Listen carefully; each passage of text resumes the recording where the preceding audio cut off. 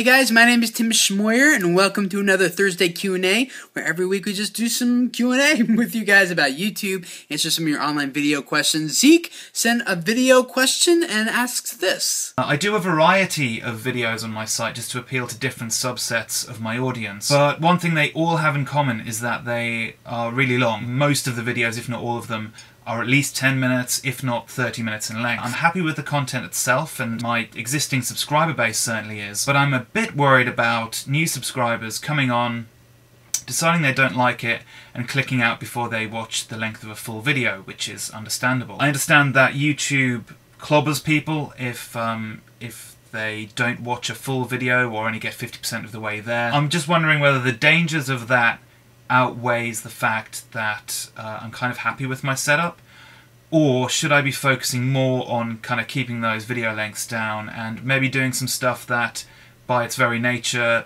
is only a few minutes long? Great question, Zeke. I think there's two parts to your question. The first one is concerning long-form content, and thankfully long-form content is continually performing better and better all the time on YouTube. You should definitely take the time that's necessary in order to communicate what you're trying to say and what you're trying to share, but don't make it a second longer than it needs to be. Videos that are 5 to 10 minutes long or even longer are totally fine, as long as they're still arousing emotion, you're keeping your viewers engaged, you're still getting positive feedback on them, and many other things. I mean, there's nothing inherently wrong with doing long-form content. As you suggested, the audience retention score and your YouTube analytics can really help you determine whether or not your long-form content is performing well and whether it is keeping your audience engaged or not. If you were to tell me that your audience retention on most of your videos was starting out at 100 and quickly dropping to 50 and maybe tapering off around 15 to 20%, I would say, you know what, you might want to reconsider your content. Not necessarily the length, but the actual content itself. What can you do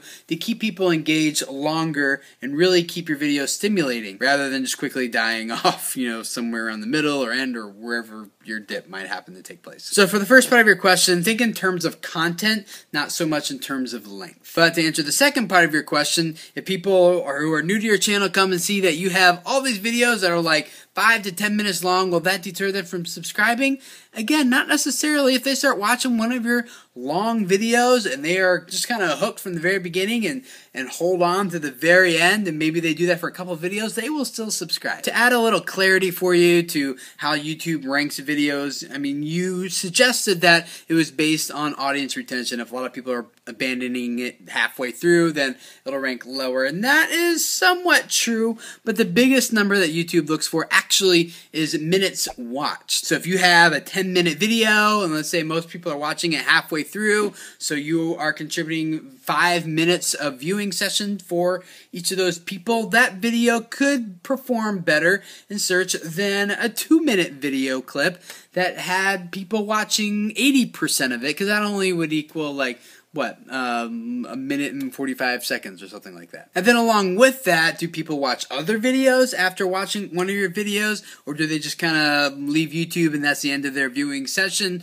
That will play a role into how YouTube ranks your videos in search as well. So it's not just audience retention that kind of goes along with it, but more important is how many minutes watched are your videos contributing for viewers, and then two, what happens after they're done watching your video. That's why the use of annotations can be very effective. When you see like a dip in one of your videos, go put an annotation there right before the dip that like hints at something that's coming up, or maybe sends them to like a different video, or just something to kind of keep them engaged in your content. But ultimately, bottom line is focus more on crafting really solid content more than the actual duration of your video. I'd love to hear from you guys in the comments below. What do the rest of you guys think? What advice do you guys have for Zeke? Help Zeke out in the comments below. And if this is your first time hanging out with us, welcome. We'd love to have you guys subscribe for every Thursday's Q&A video that we do to help you guys out with your YouTube efforts. On Tuesdays, we take a look at online video news and talk about what it means for those of us who are video creators. And on Wednesdays, YouTube tips and advice and ideas and suggestions for you guys as well. And then every month we do a live Google Plus on-air hangout,